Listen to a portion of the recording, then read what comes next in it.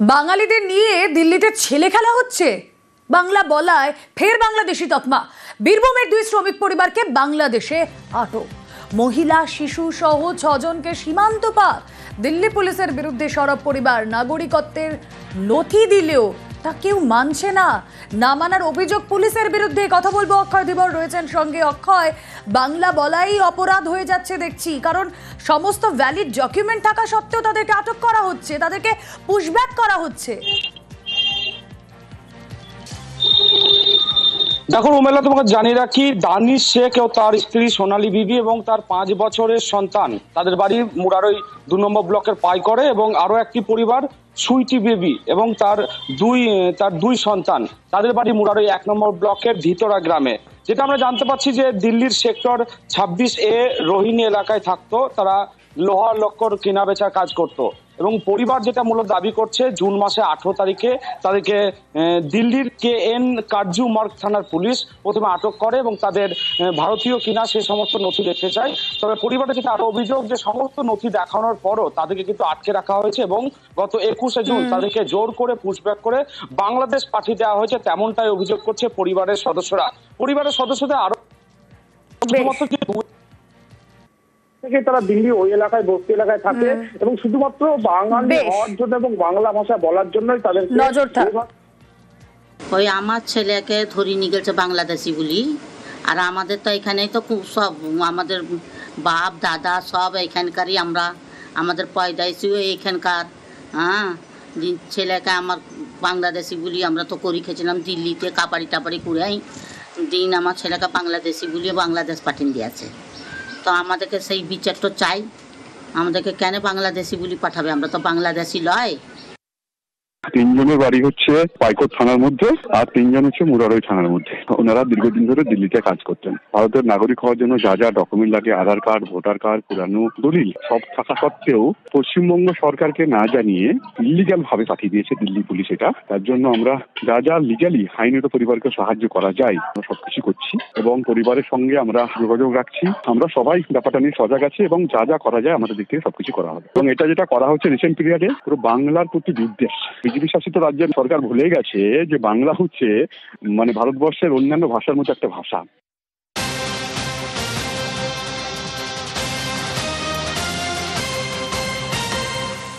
বাংলায় কথা বলায় বাংলাদেশি তকমা। ওড়িশায় আটক 3 পরিযায়ী শ্রমিক ফিরলেন মুর্শিদাবাদে। রাজমিস্ত্রির কাজে ওড়িশায় পাড়ি। বাংলাদেশি সন্দেহে ওড়িশায় আটক 3 শ্রমিক।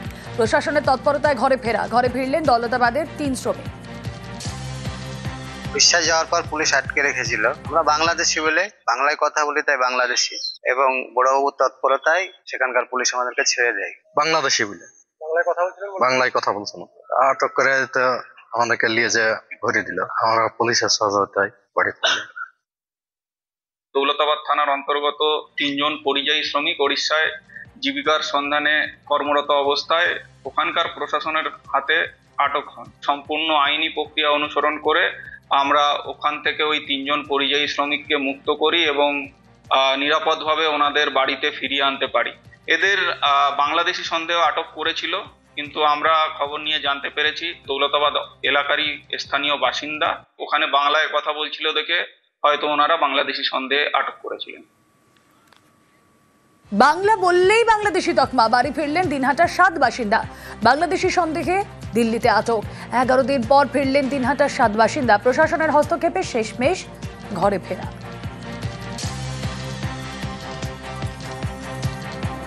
দ্বিতীয়ত হচ্ছে আমাদেরকে যে ওখান থেকে নিয়ে গেছে, এটা যে কি কারণে নিয়ে গেছে আমি তৎকালীন প্রশ্ন করতে পারিনি যে স্যার আমাদেরকে কেন নিয়ে যাওয়া হচ্ছে। আমাদেরকে না বুঝাইছে না আর কিছু, এতটুকুই বলছে যে ঠিক আছে আপনারা চলেন, ভেরিফাই করে ছেড়ে দেওয়া হবে। আর যে 7 দিন আমরা ওখানে ছিলাম খুবই আতঙ্ক ছিলাম। বিশেষত এরা ভালো করছিল আমাদের জন্য, আমাদের মঙ্গল করছিল। এদেরকে আমরা স্বাগতম জানাই, ধন্যবাদ জানাই।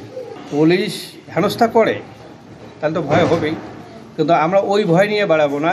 আমার ফ্যামিলি চালাতে হবে, আমরা ভারতের নাগরিক। কাটোয়ার রাজুয়া গ্রামে বোমা বিস্ফোরণ। ঘটনাস্থলে 4 সদস্যের ফরেনসিক টিম। ঘটনাস্থল থেকে উদ্ধার দেহাংশ। আজ ঘটনাস্থলে যান বম্ব স্কোয়াডের 5 সদস্য। বোমা বাঁধতে গিয়ে বিস্ফোরণে 1 জনের মৃত্যু।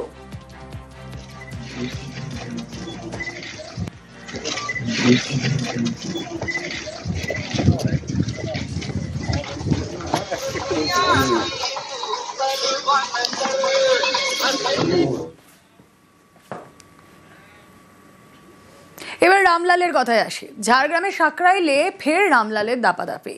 সাকরাইলের চুনপাড়া দাহি চকে ধানের বস্তা লুট। ছবি দেখছেন আপনারা। গজরাজকে দেখতে রাস্তায় ভিড়, আর রামলালের লেজ ধরে তাকে উত্তক্ত স্থানীয়দের। বনকর্মীরা দেরিতে আসায় সরব স্থানীয়রা।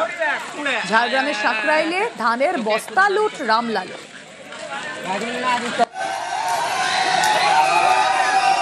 দেখতেই পাচ্ছেন সেই ছবি, যেখানে হাতির লেজ ধরে তাকে উত্তক্ত করা হচ্ছে। বনকর্মীরা দেরিতে আসায় স্থানীয়রা বিক্ষোভ দেখান। ঝাড়গ্রামে ফের রামলালের দাপাদাপি। এর আগেও আমরা সাকরাইলে একাধিক ছবি দেখিয়েছি, যেখানে ক্ষেতের ফসল নষ্ট করছে এই রামলাল, বাড়ি আর চাল উপড়ে দিচ্ছে। এবার যে ছবি আপনারা দেখছেন ঝাড়গ্রামের সাকরাইলে, সেখানে ধানের বস্তা লুট।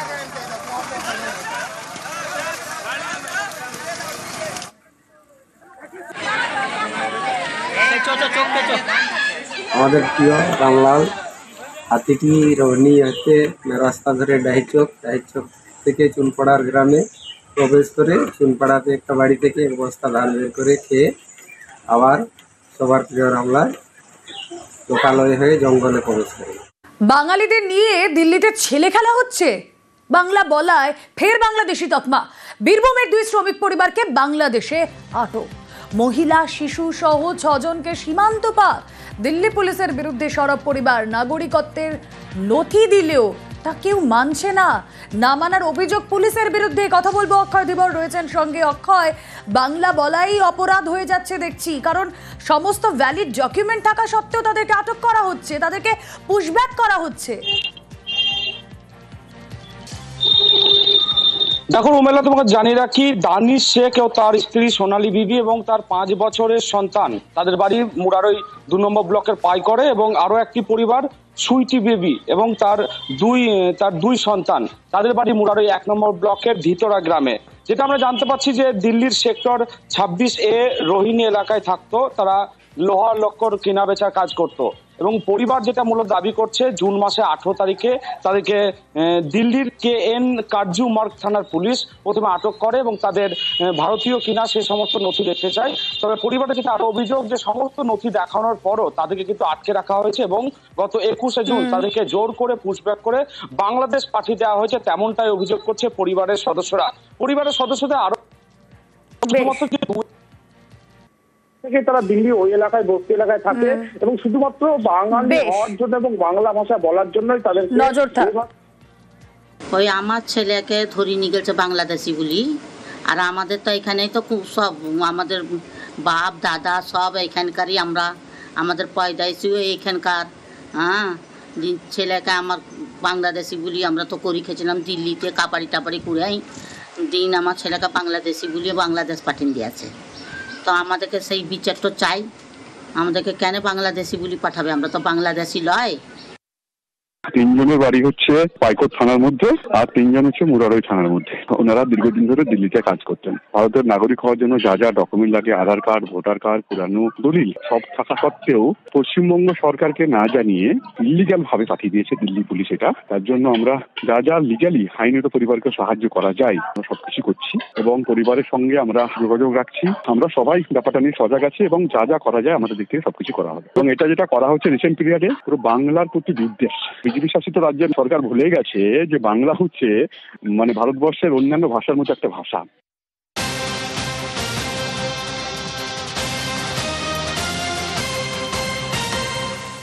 বাংলায় কথা বলায় বাংলাদেশি তকমা। ওড়িশায় আটক 3 পরিযায়ী শ্রমিক ফিরলেন মুর্শিদাবাদে। রাজমিস্ত্রির কাজে ওড়িশায় পাড়ি। বাংলাদেশি সন্দেহে ওড়িশায় আটক 3 শ্রমিক। প্রশাসনের তৎপরতায় ঘরে ফেরা। ঘরে ফিরলেন দৌলতাবাদের 3 শ্রমিক।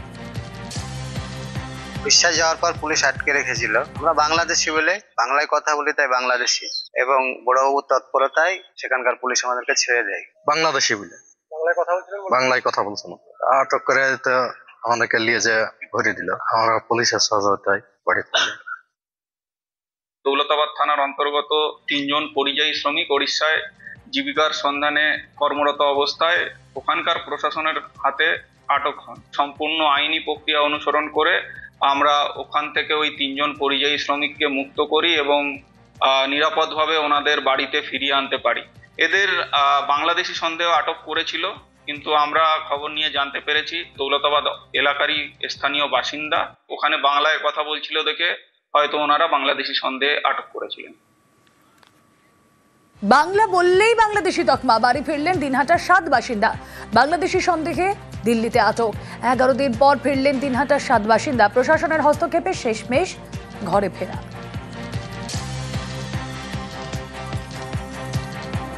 দ্বিতীয়ত হচ্ছে আমাদেরকে যে ওখান থেকে নিয়ে গেছে, এটা যে কি কারণে নিয়ে গেছে আমি তৎকালীন প্রশ্ন করতে পারিনি যে স্যার আমাদেরকে কেন নিয়ে যাওয়া হচ্ছে। আমাদেরকে না বুঝাইছে না আর কিছু, এতটুকুই বলছে যে ঠিক আছে আপনারা চলেন, ভেরিফাই করে ছেড়ে দেওয়া হবে। আর যে 7 দিন আমরা ওখানে ছিলাম খুবই আতঙ্ক ছিলাম। বিশেষত এরা ভালো করছিল আমাদের জন্য, আমাদের মঙ্গল করছিল। এদেরকে আমরা স্বাগতম জানাই, ধন্যবাদ জানাই। পুলিশ হেনস্থা করে তাহলে তো ভয় হবেই, কিন্তু আমরা ওই ভয় নিয়ে বাড়াবো না। আমার ফ্যামিলি চালাতে হবে, আমরা ভারতের নাগরিক। কাটোয়ার রাজুয়া গ্রামে বোমা বিস্ফোরণ। ঘটনাস্থলে 4 সদস্যের ফরেনসিক টিম। ঘটনাস্থল থেকে উদ্ধার দেহাংশ। আজ ঘটনাস্থলে যান বম্ব স্কোয়াডের 5 সদস্য। বোমা বাঁধতে গিয়ে বিস্ফোরণে একজনের মৃত্যু।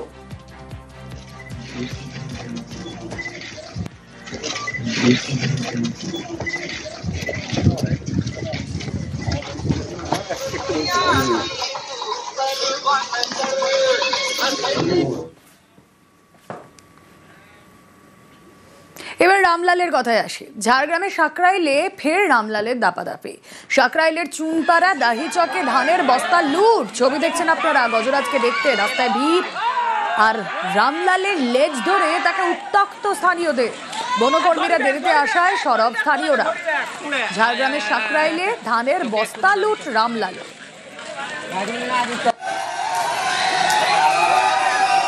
দেখতেই পাচ্ছেন সেই ছবি, যেখানে হাতির লেজ ধরে তাকে উত্তক্ত করা হচ্ছে। বনকর্মীরা দেরিতে আসায় স্থানীয়রা বিক্ষোভ দেখান। ঝাড়গ্রামে ফের রামলালের দাপাদাপি। এর আগেও আমরা সাকরাইলে একাধিক ছবি দেখিয়েছি, যেখানে ক্ষেতের ফসল নষ্ট করছে এই রামলাল, বাড়ি আর চাল উপড়ে দিচ্ছে। এবার যে ছবি আপনারা দেখছেন ঝাড়গ্রামের সাকরাইলে, সেখানে ধানের বস্তা লুট।